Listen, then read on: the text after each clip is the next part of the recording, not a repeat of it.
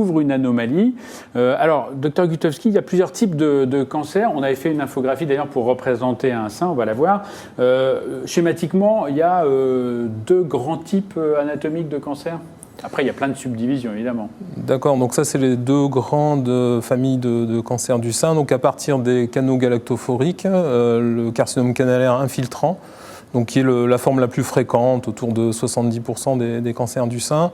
Et ensuite les lobules, donc qui sécrètent le lait, donc qui constituent les cancers lobulaires infiltrants. Donc ça, c'est vraiment les deux grandes familles. Après, il y a une dispersion de formes beaucoup plus rares, mais si on veut regarder globalement, c'est les deux grandes familles. Alors, pourquoi c'est important de distinguer si c'est un cancer lobulaire ou un cancer canalaire? Alors bon, je vais parler pour le côté prise en charge chirurgicale. Peut-être le docteur Delaloge en parlera tout à l'heure pour les traitements systémiques.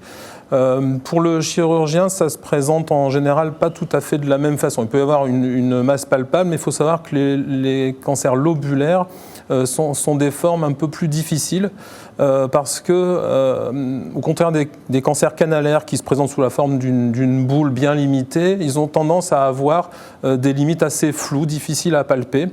Ça peut même être confondu avec de la mastose parce qu'on ne sent pas vraiment un nodule. Il peut y en avoir plusieurs dans le même sein. Il peut y en avoir dans les deux seins aussi.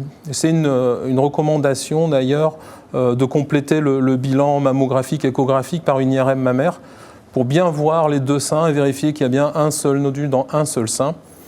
Je dirais que malgré cette IRM, on a aussi régulièrement des surprises d'analyse. On peut avoir à l'IRM un seul nodule qui était visible et finalement à l'analyse, on a un nodule et des tas de petits satellites autour.